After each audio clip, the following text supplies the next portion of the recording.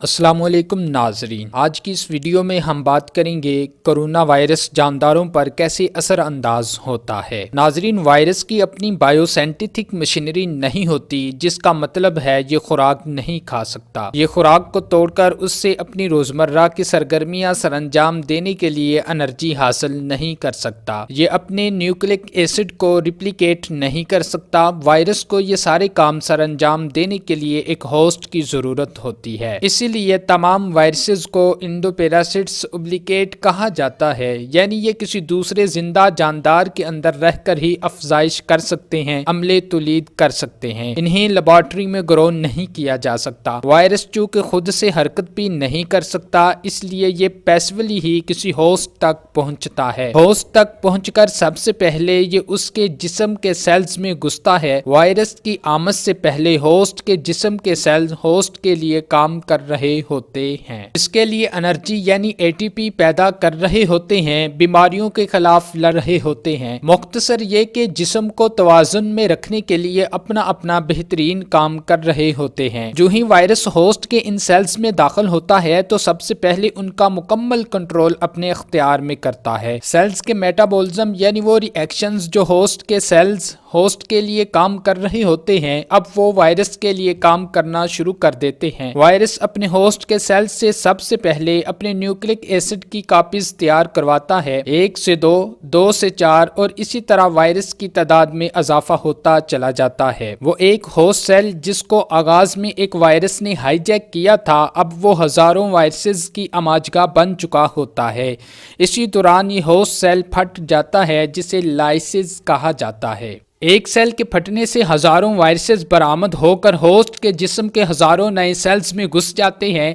ایک بار پھر سے وہ تمام سیلز وائرس کی تعداد بڑھانے میں لگ جاتے ہیں۔ ان سارے مراحل کے دوران ابھی تک ہوسٹ بظاہر صحت مند رہتا ہے، کیونکہ ہوسٹ کا اپنا جسم بھی کھربوں سیلز کا بنا ہے اور لاکھوں سیلز تباہ ہو جانے کے باوجود نارمل دکھائی دیتا ہے۔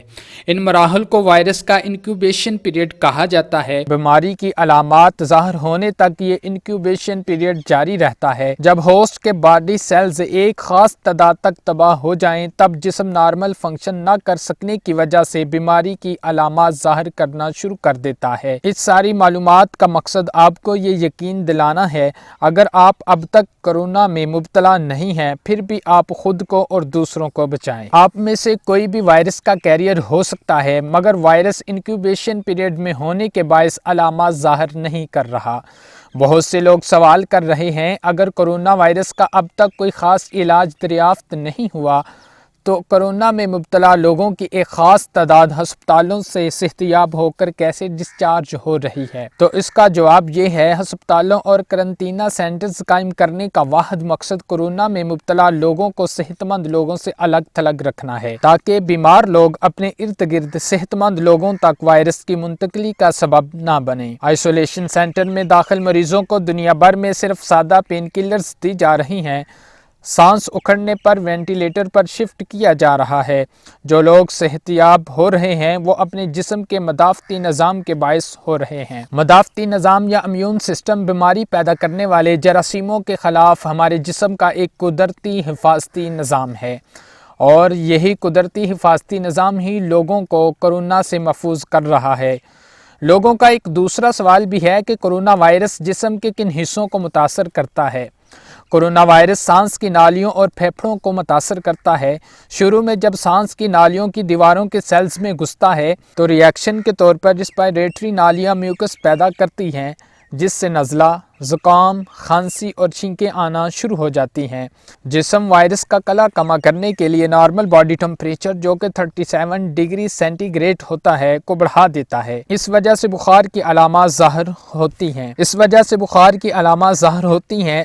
ان سارے عوامل سے یا تو وائرس کا کلا کما ہو جاتا ہے اور مریض کے کرونا ٹیسٹ منفی آنے لگ جاتے ہیں، یا پھر اگر یہ سارے عوامل کام نہ دکھا پائیں تو ہم کہتے ہیں مریض کا امیون سسٹم کمزور ہے اور پھر پھیپھڑوں کی تباہی شروع ہو جاتی ہے۔ اس کے بعد ہر لمحہ مریض کو بچانا مشکل سے مشکل تر ہوتا چلا جاتا ہے۔ ان ساری تفصیلات کو ذہن میں رکھتے ہوئے ہمیں ان عالمی وبا کے خلاف کھڑے ہو کر خود کو بچانا ہے۔ اپنے اہل خانہ کو بچانا ہے، اپنے ملک کو بچانا ہے اور تمام نسل انسانی کو اس بحران سے پار اتارنا ہے۔